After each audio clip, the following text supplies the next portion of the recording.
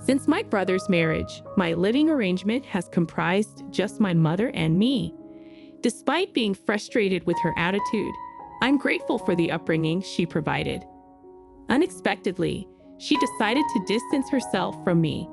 Despite my substantial financial support, she, with the involvement of my brother and his wife, evicted me from our home. This betrayal is something I can't forgive, and I am determined to retaliate against them with double the force. I go by the name Emily and am currently 25 years old. A few years back, my father passed away, and my brother Tom, who is a decade older, departed after tying the knot. Consequently, I find myself cohabitating with my mother. The truth is, I've harbored dissatisfaction about living with her. Once I began working, my mother quit her part-time job and assumed a lethargic lifestyle at home. What's more, she treated me as though I were her personal maid. Emily, why isn't dinner ready yet? Oh, by the way, I've run out of money this month. Can you spare an extra $200? And while I'm out today, make sure you clean my room. And the demands just go on. The litany of requests seems never ending. Some might suggest that if I'm so discontented, I should just live independently. Admittedly, the thought of leaving the house has crossed my mind several times. However, she is my biological mother. After my father's passing, she single-handedly raised me. Tom, my brother, moved far away after getting married, and his wife, Catherine, vehemently refuses to live with my mother. Consequently, relying on him is not a viable option. Given the circumstances, as her daughter, I've never entertained the idea of abandoning her. Yet, as a human being, regardless of the biological connection, there's a limit to what I can endure, and I find myself unable to tolerate everything. Today, Anne voluntarily raised my voice at my mother. Mom, some money from my wallet is missing. Did you take it again? What a terrible accusation. I needed some money for clothes, so I borrowed it temporarily. Borrowed? You've never once repaid the money I've lent you. Please stop taking it without asking for permission. Do you even realize who you owe for your upbringing? It's all thanks to me. You're so frustrating. I acknowledge I owe you, Mom, but this isn't the way to repay the favor. Now that you're self-sufficient, it's only fair to take care of me. Don't complain about borrowing a few $100s. This happens every single time. Every time I confront my mother, she retorts with statements like, I'm the one who raised you, or do you realize who you owe for your upbringing? Leaving me without words. I understand that my mother worked hard to raise me, making it challenging to argue back. To be honest, I have a decent salary and money isn't an issue for me. Even if I handed my mother $2,000 every month, it wouldn't significantly impact my lifestyle. Nonetheless, I've always felt the need to establish boundaries and not let my mother take advantage indefinitely. One day, after wrapping up my work and returning home, I was surprised to find Tom and Catherine there. The last time we crossed paths was at my father's funeral, and we hadn't stayed in touch since then. Hey, Emily, it's been a while. You still have that gloomy aura around you, huh? My brother's insensitivity remained unchanged. He had a knack for looking down on me and poking fun since our childhood. Why are you here, Tom? Do I need a reason to visit my parents' house? We demolished our family home after Dad passed away, and I'm the one renting this apartment. Don't be so uptight. Our family is finally together after so long. As we exchanged words, Catherine interjected, Emily, you're as uptight as ever. With that kind of attitude, you'll never get married. Catherine, Tom's wife, would make such remarks without a hint of remorse. Her comment, much like Tom's behavior, was tactless. I've harbored a dislike for the two of them for quite some time. After having dinner alone, I retreated to my room. My mother, evidently delighted to see Tom after such a long time, kept chatting animatedly with a smile on her face. It appeared that the three of them occasionally indulged in gossip about me. Since that day, for some inexplicable reason, Tom and Catherine began making more frequent visits to my place. Another irksome aspect was their apparent disregard for the fact that this was my home. They seemed excessively at ease in my apartment. "Hey, Tom, what's going on? This is my place, you know. What about your job? You're so bothersome. What does it matter to you? I'm here because I'm concerned about Mom and I want to visit her often. You never reached out once since our father's funeral. It's none of your business. Come to think of it, I'm hungry. Cook something and do it quickly. What's with this guy? Seriously, this is my place, isn't it? Why are they lounging around as if they own the place? I'm in the mood for a delicious cake, Emily. Buy me one." Catherine's request prompts even my mother to join in. "You finish work today, right? So you have time. Hurry up and go buy it for us, you lazy girl."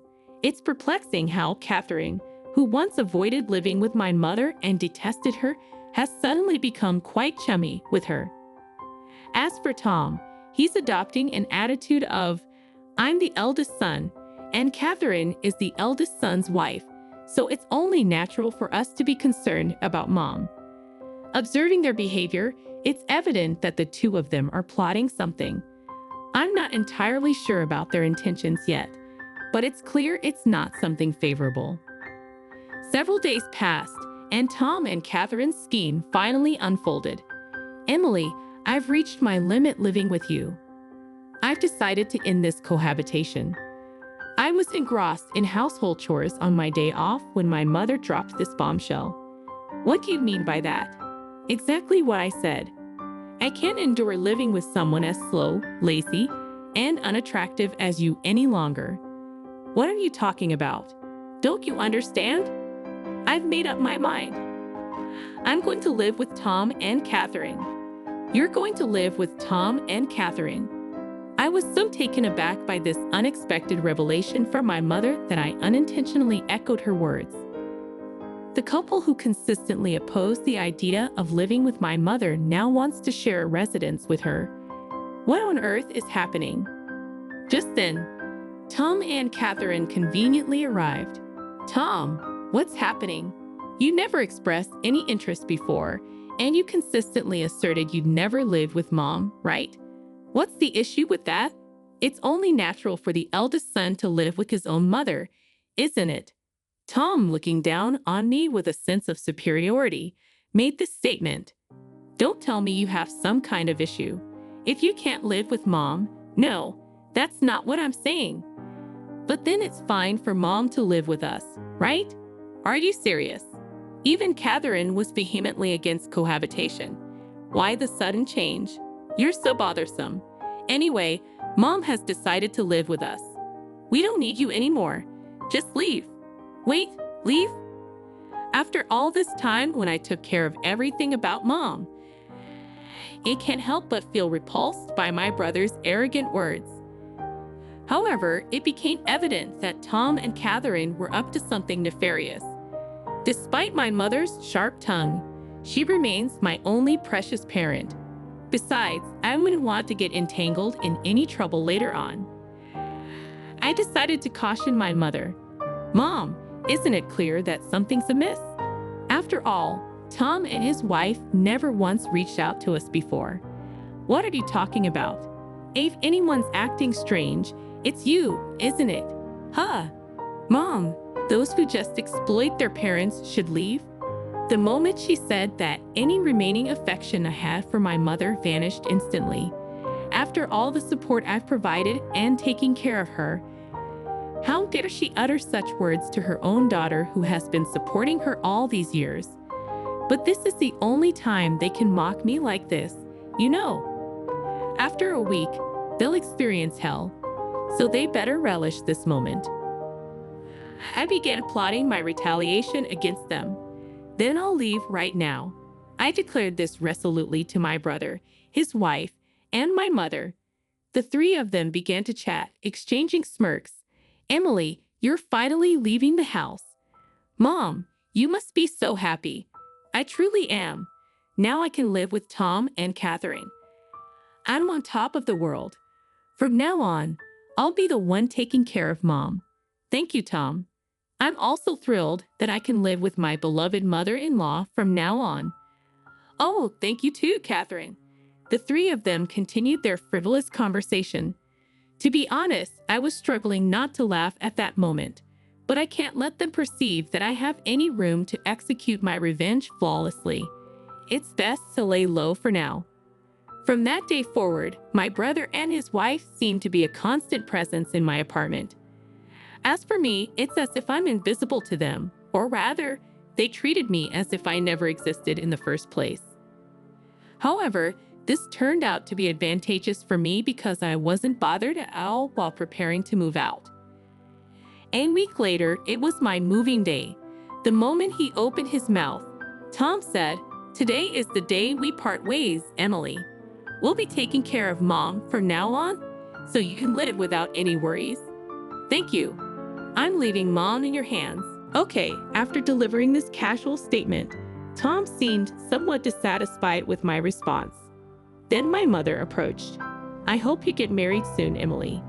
It'd be a shame to remain single for the rest of your life, wouldn't it? You know the whole society would call a person like you a loser." In response to my mother's words, Tom and his wife snickered. Facing her remarks, I replied calmly, "That's true. From now on, I've decided to live just for myself. I mean, I no longer have to take care of you now, right? Just stop talking and get out. I never asked you to look after me. I was going to leave quickly anyway." "Oh, it seems like they've arrived." I heard the doorbell ring, so I made my way to the entrance. It was the movers from the moving company I had scheduled for today. After having them transport all the belongings from my room, I gestured towards the living room and instructed the movers, "Oh, and please relocate all the appliances and furniture in these rooms too."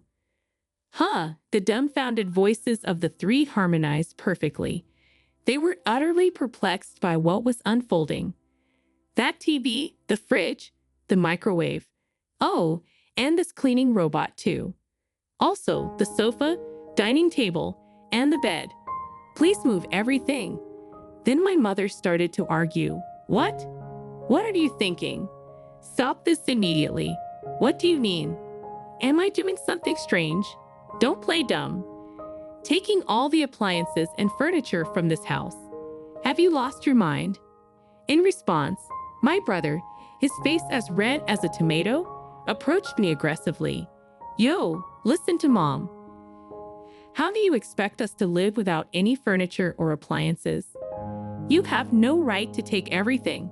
Leave everything here and just go." My mother and brother were quarreling in front of me. Realizing I shouldn't waste any more time, I decided to clarify the situation for the two. "Hey, are you getting the wrong idea or something? Everything in this apartment, including the apartment itself and all its appliances and furniture, belongs to me. You know this is Mom's place, right? Don't mess with me. All the furniture and appliances were bought using the inheritance from Dad, weren't they?" As I had anticipated, he misunderstood and believed that my mother was financing everything in my apartment.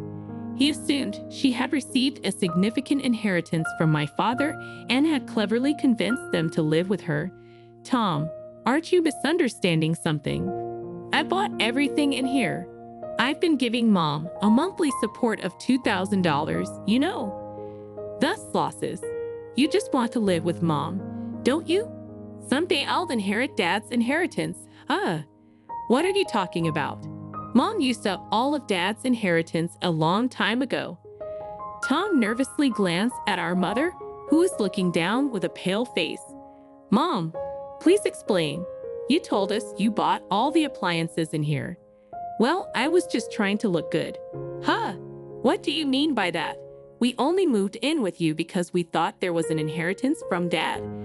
If there's no inheritance, what's the point of living together? Wait, what are you saying?